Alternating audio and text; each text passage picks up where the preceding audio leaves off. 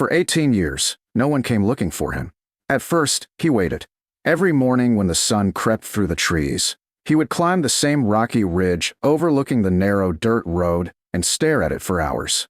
A truck might come, a ranger, someone from town, someone who realized he was gone. But the road stayed empty. After the first year, he stopped climbing the ridge every morning. After 5 years, he stopped expecting anyone at all.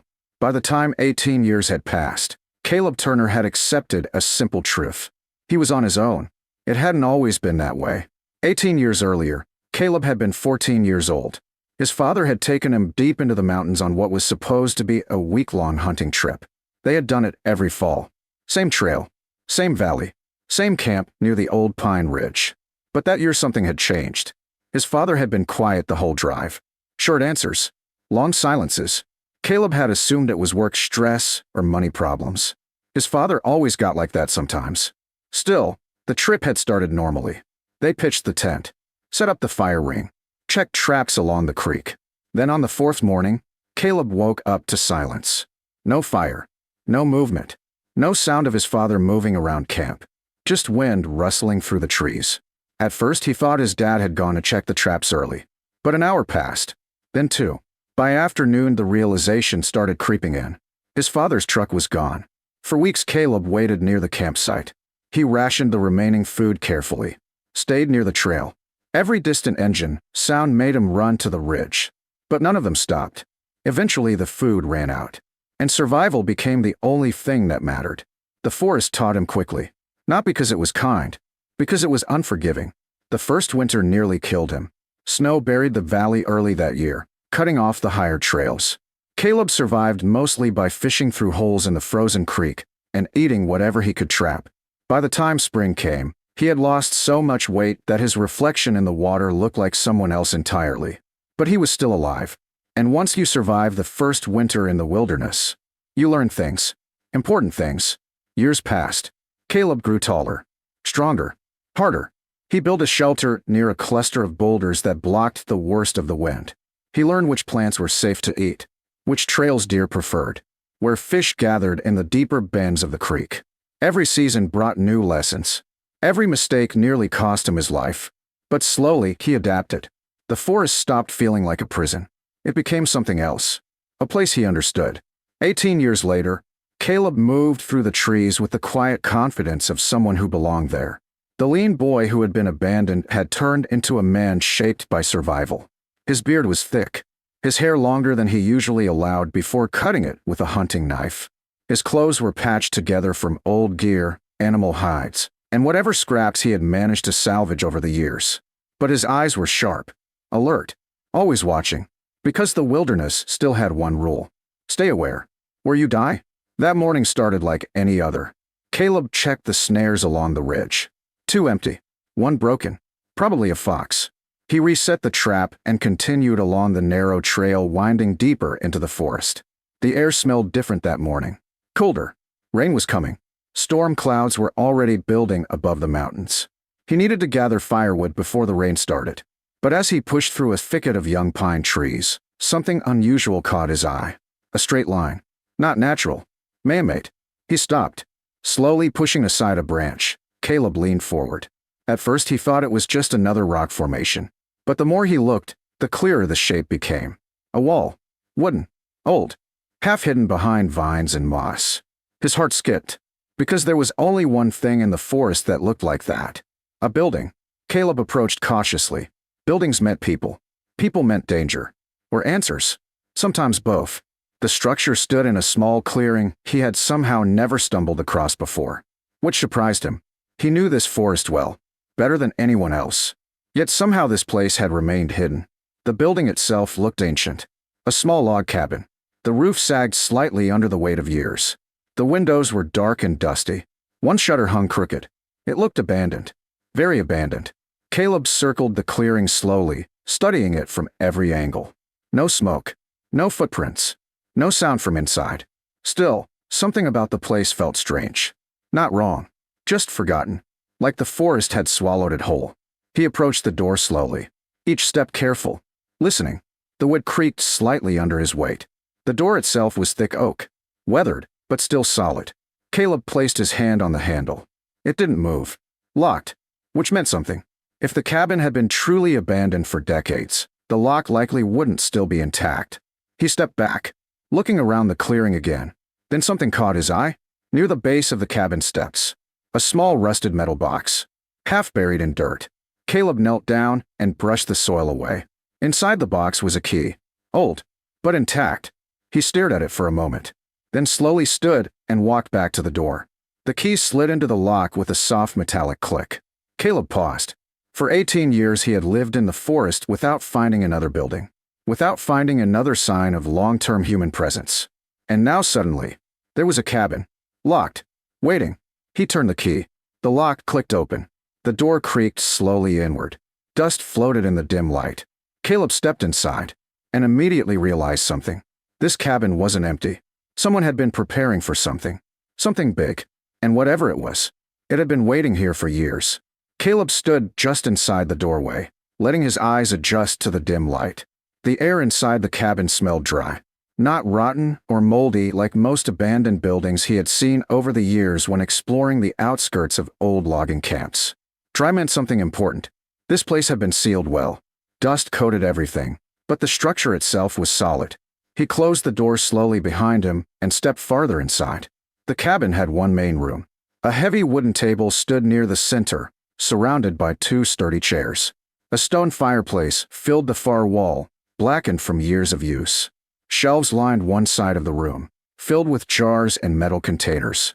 Caleb moved toward them cautiously. His instincts after nearly 2 decades alone told him something strange was happening. He opened the first jar. Dried beans. The second jar held rice. The third jar contained sealed packets of salt. He froze. Food. Not wild food. Not something scavenged from the forest. Proper stored food. Enough to last months. Maybe longer. Caleb stared at the shelves. There were dozens of jars. More containers stacked below. Someone had stocked this place carefully, deliberately, and then left. He continued exploring. A narrow hallway led to 2 smaller rooms. The first looked like a bedroom. A thick wool blanket rested on the bed. Dust covered it, but the fabric itself was still intact. A lantern sat on a small nightstand beside it. Caleb picked up the lantern. He turned the knob. It clicked. Inside the base was a half-full container of fuel. His heartbeat quickened. Whoever owned this place had prepared it to be used, but they had never returned. The second room surprised him even more. It looked like a storage room. Metal shelves stacked with tools. Axes, saws, fishing gear, boxes of nails, even spare boots and heavy winter coats. Caleb stood there for a long moment, overwhelmed by something he hadn't felt in years. Possibility. For 18 years, everything he owned had come from the forest or scraps he managed to salvage. But this was a supply cache.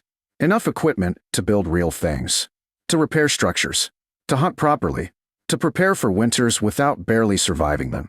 He picked up one of the axes. The steel blade still gleamed under the dust. Whoever had left these tools had taken care of them. Then he noticed the final object in the room. A thick leather journal sitting on the shelf. Caleb picked it up slowly. The leather cover creaked slightly as he opened it. The pages inside were filled with careful handwriting. He began reading. If you're reading this, then it means someone finally found the cabin. My name is Walter Hayes. I built this place 27 years ago when I realized something important about these mountains. Caleb turned the page slowly. The handwriting remained steady and precise. Storms close the highway every winter. Travelers get stranded. People get lost in these forests more often than the authorities admit. I built this cabin to be a refuge. Food, tools, shelter. Anyone who finds it should use it. Caleb felt a strange tightness in his chest as he kept reading. The entries continued for several pages. Walter Hayes had been a retired ranger who spent years exploring the valley. He had noticed how many accidents and disappearances happened during harsh winters. So he built the cabin in secret, stocked it, prepared it.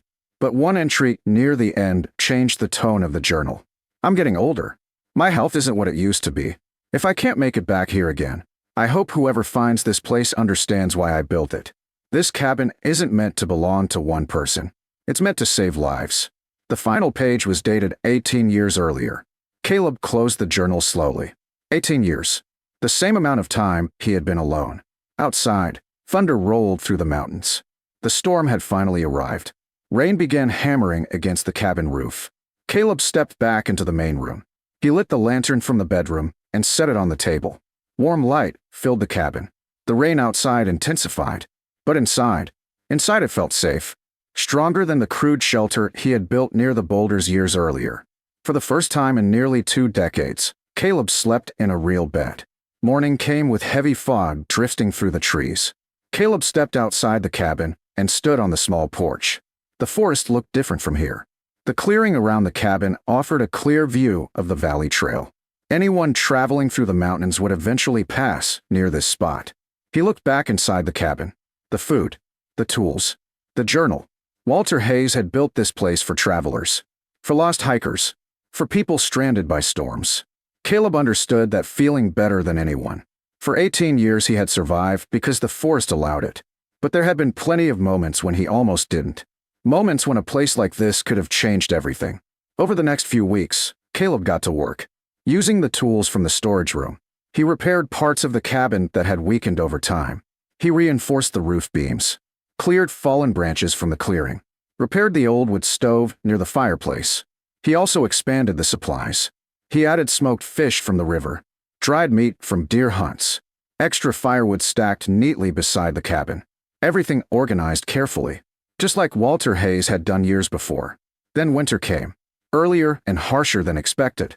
The highway through the mountains closed after a heavy snowstorm blocked the pass, which meant travelers began getting stranded again, just like the journal had warned. The first person arrived late one evening. A hiker, cold, exhausted, barely able to stand. Caleb saw him stumbling along the trail from the cabin window. He opened the door and called out, "Over here." The man looked up, confused, then saw the warm light glowing from the cabin. Relief washed across his face. He nearly collapsed on the porch. Word spread quickly. Over the next several weeks, more travelers found the cabin.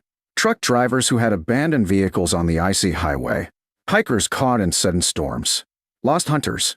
Every one of them arrived freezing, exhausted, and every one of them left alive. Because the mysterious cabin in the forest had become something more. One night, after a group of travelers had fallen asleep near the fireplace, Caleb stepped outside. Snow drifted softly through the quiet valley. The cabin windows glowed warmly behind him. For 18 years he had believed he had been abandoned by the world, forgotten, left behind. But now he understood something different. He looked back at the cabin, at the light, at the shelter it offered. Maybe he hadn't discovered the cabin by accident. Maybe it had been waiting for someone who understood exactly why it needed to exist. Caleb pulled his coat tighter against the cold and stepped back inside, because now, the mysterious cabin had a caretaker.